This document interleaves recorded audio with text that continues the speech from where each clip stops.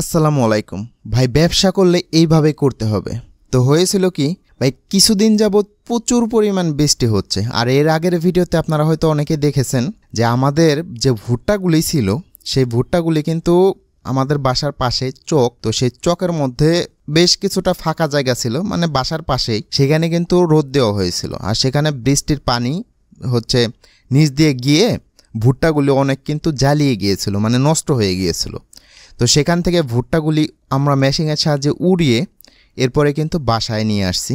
তো বাসায় এনে কিন্তু সোজা আমাদের পাশের বাসা, এক কাকাদের বাসা, ওনাদের বাড়িতে হচ্ছে আমরা এই ভুট্টাগুলি রোদ দিয়েছিলাম। তো ওনাদের দুয়ারটা হচ্ছে ভাই অনেক বড়, ঘরের সামনে যে জায়গাটা থাকে সেই জায়গাকে আমরা হচ্ছে দুয়ার বলি। তো সেই জায়গাটা হচ্ছে অনেক বড় আর অনেক রোদ লাগে। তো ভাই প্রতিদিন এত পরিমাণ বৃষ্টি হচ্ছিল, আজকেও সকালে অনেক বৃষ্টি হয়েছে। তো মাঝে কিছুটা সময় রোদ উঠছিল। তো ভাই আমি ঘরের মধ্যে বসেছিলাম, তো দেখলাম বৃষ্টির ফোঁটা পড়ছে।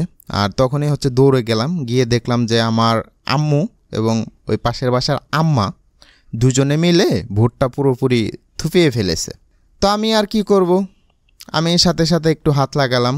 পরবর্তীতে ভুট্টাগুলো ঢেকে দিলাম পলিথিন দিয়ে, ঢেকে দিয়ে এরপরে তো পাশের বাসার ওই আম্মাদের বাসায় হচ্ছে অনেক পেয়ারা গাছ লাগিয়েছে তারা দুয়ারের মধ্য দিয়ে, চারদিক দিয়ে। তো ওখান থেকে একটা পেয়ারা খেলাম। আর শুরুতেই যেটা বলছিলাম যে ব্যবসা করলে এইভাবেই করতে হবে, তো এটার মেন কারণটাই হচ্ছে এই যে এইটা, ওনাদের যে বাসাটা এটা ভাই অনেকটাই বড়। তো ওনাদের বাসার দুয়ারটাও কিন্তু অনেকটাই বড়। তো ওনারা করেছে কি, এই দুয়ারের মধ্য দিয়ে অনেক উঁচু করে জাংলা দিয়ে দিয়েছে। এই যে নেট দিয়ে, এটা সুতার নেট বলে, সুতার নেট দিয়ে জাংলা দিয়ে দিয়েছে।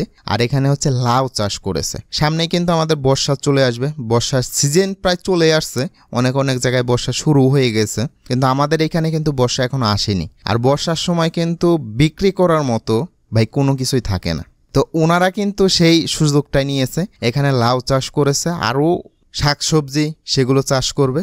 তো আপাতত লাউ চাষ করেছে। বর্ষা আসতে যেহেতু এখনও প্রায় 1-1.5 মাস 2 মাসের মতো সময় আছে, তো এখন থেকেই হচ্ছে তারা লাউ চাষ করেছে, প্লাস কুমড়া বলে আমাদের এখানে, কুমড়া চাষ করেছে, লাউ কুমড়া এগুলো চাষ করেছে। সাথে সাথে আরও অনেক কিছু চাষ করবে। তো এর সাথে সাথে কিন্তু তারা ছোট্ট একটা মুরগির খামার করেছে। তাদের একটা ঘর হচ্ছে ভাই এমনিতে ফাঁকা পড়ে থাকে। তো আমি গেলাম, গিয়ে দেখলাম ভাই অনেক মুরগি, প্রায় 200-300 মতো মুরগি আছে। ভাই 300 মুরগি আপনি বর্ষার সিজনে যদি একটা মুরগি কত করে, একটা মুরগি যদি ভাই আপনি 300 টাকা পিসও বিক্রি করেন, 300 তো এটা এখনই যায়। তো বর্ষার সিজনে কিন্তু 1.5-2 মাস এখনও আছে, 1.5-2 মাস পরে কিন্তু এই মুরগিগুলো অনেক বড় হয়ে যাবে, প্রায় একটা 400-500 টাকা করে বিক্রি হবে। আর এই যে মুরগিগুলো এগুলো কিন্তু ডিমও দেয়, ডিম দেওয়া যে মুরগিগুলো, তো সেগুলো হচ্ছে ওনারা পালছে।